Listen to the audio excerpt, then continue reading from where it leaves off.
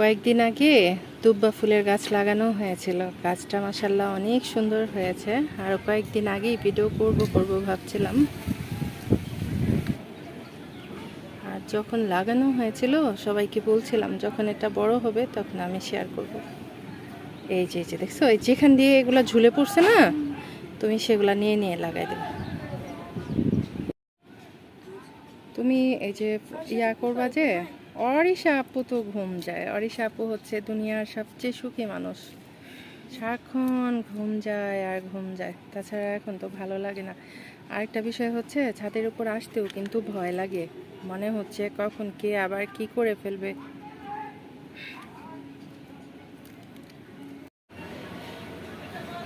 মিষ্টি আলু গাছ লাগানোটা তো আপনাদের সাথে শেয়ার করেছিলাম, সে কারণে ভাবলাম এই যে গাছগুলো মাশাআল্লাহ দেখেন কত সুন্দর বড় হয়েছে, সে কারণে একটু ভিডিও করে নিলাম সকাল সকাল।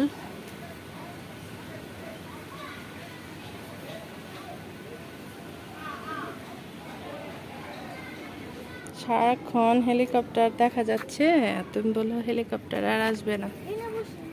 হ্যাঁ, একটু ছায়ার মধ্যে বসো। কি সুন্দর এই যে বেগুন গাছ, বেগুন গাছে অনেকগুলা ফুল ফুটেছে। তারপর আসলে সেভাবে ওই যে বললাম ছাদে আসা হয় না, সে কারণে কি যেন বেগুন হয়ে আবার বুড়া হয়ে যায়, তাও দেখা হয় না। আর এখানে একটা গাছে বেশ কয়েকটা বেগুন ধরেছে, আসলে আমি দেখাতে পারছি কি না সেটা নিজেও বুঝতে পারছি না। এত রোদের জন্য চোখে কিচ্ছু দেখছে না। কি যে ভিডিও করছি, ছায়ার মধ্যে গিয়ে তারপরে দেখবো আর কি। এই যে এখন একটু ছায়া পড়েছে, এখন দেখা যাচ্ছে। এগুলা একদিন নিয়ে যেতে হবে, না নিয়ে গেলে এগুলা বুড়া হয়ে যাবে। এই যে প্রিয় ভাই বোন বন্ধুরা সবাইকে আসসালামু আলাইকুম এবং আদাব। সবাই কেমন আছেন? আশা করছি অনেক অনেক ভালো আছেন। আপনাদের দোয়া ভালোবাসায় শুকর আলহামদুলিল্লাহ আমি ভালো আছি। ছাদে যেহেতু গিয়েছিলাম, সে কারণে একটু হাঁটা চলা, চারপাশে দেখাশোনা এগুলা করতে করতে রান্নাটা আসলে দেরি করে ফেলেছি। তো এটা ছিল শুক্রবারের ভিডিও। আসলে ভয়েস দেওয়ার খুব একটা মন নাই, ভালো লাগে না, কিন্তু তারপরও চ্যানেলটাকে তো সচল রাখতে হবে, সে কারণে ছোট ছোট করে সব ভিডিও রেখে আপনাদের সাথে শেয়ার করি। তো যাই হোক, প্রেশার কুকারে বিফ রান্না করছিলাম বিরিয়ানি রান্না করার জন্য। তারপর কি করেছি, মাংসটা যখন হয়ে গেছে তারপর প্রেশার কুকারটা খুলে কিছু আলু ভাজাভুজি করে এটার মধ্যে দিয়ে দিলাম। আর এই যে দেখেন চোখের পলকে আমার বিফ বিরিয়ানি রান্না হয়ে গেছে। আজকে আর ডিটেলে দেখালাম না, আসলে সব সময় সব কিছু মানে ভিডিও করাটা হয়ে ওঠে না। অনেক সময় আছে আমি ঘুরিমুষি করতে করতে রান্নাঘরে আসতে আসতে আমি অনেক দেরি করে ফেলি।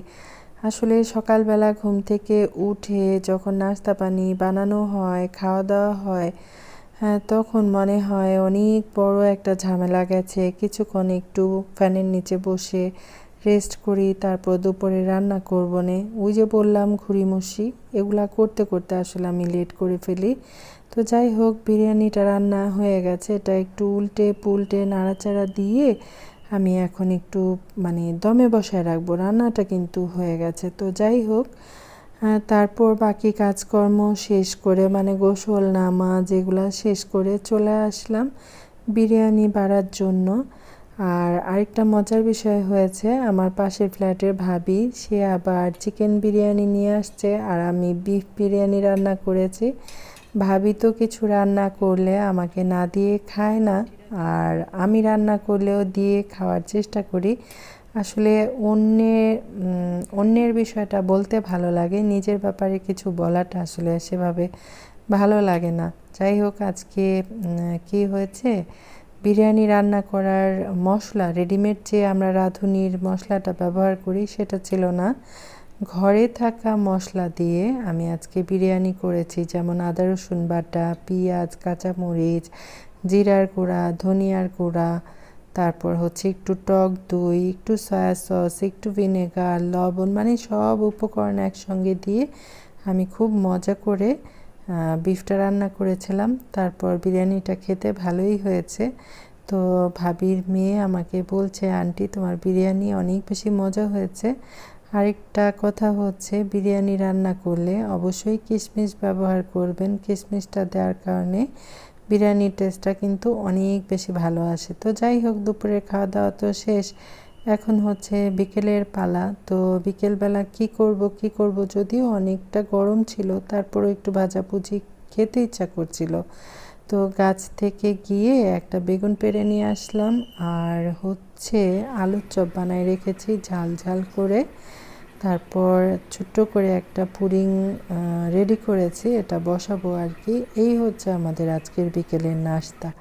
তো যাই হোক, প্রিয় ভাই বোন বন্ধুরা যারা আমাকে শুনছেন বা দেখছেন, এখনও আর কি আমার কথা শুনতে পাচ্ছেন, তাদের উদ্দেশ্যে বলছি, যদি একটা লাইক দিতে ভুলে যান অবশ্যই একটা লাইক করবেন। লাইক সংখ্যা বেশি হলে মানসিকভাবে অনেক বেশি খুশি লাগে আর কি। আর এই যে পুডিংটা বসাই দিয়েছিলাম সেটাও একটু দেখালাম, আর এখন ভাজাভুজি শুরু করে দিব। তার ফাঁকে আরেকটা কথা বলে নিই, কেউ যদি আজকে আমাকে প্রথম দেখে থাকেন অবশ্যই আমার চ্যানেলটা সাবস্ক্রাইব করে আমাকে এগিয়ে যেতে সাহায্য করবেন। কেউ যদি বন্ধু করে থাকেন অবশ্যই কমিউনিটিতে লেটার রাখবেন। আর আমি সবসময় বলে থাকি, এই তো দেখেন চোখের পলকে রান্না হয়ে গেল। আসলে চোখের পলকে কখনোই রান্না হয় না।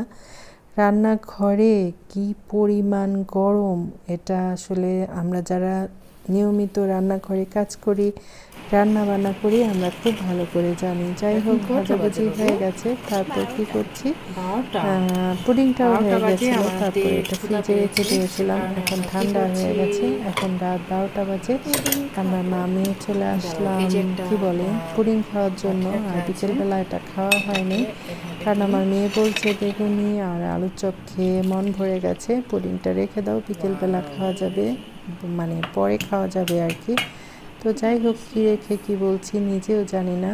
আর এখন মোটামুটি ভালোই রাত হয়েছে। আমাদের নাইট গার্ড বাসি ফু দিচ্ছে, সেটার সাউন্ড বোধহয় চলে আসছে। তো যাই হোক, সবাই ক্ষমা সুন্দর চোখে দেখবেন। এখন পুডিং কাটা হচ্ছে, এখন মজা করে পুডিং খাবো। অনেক দিন পর পুডিং বানালাম, আর ঠান্ডা ঠান্ডা পুডিং খেতে কিন্তু অনেক বেশি মজা লাগে।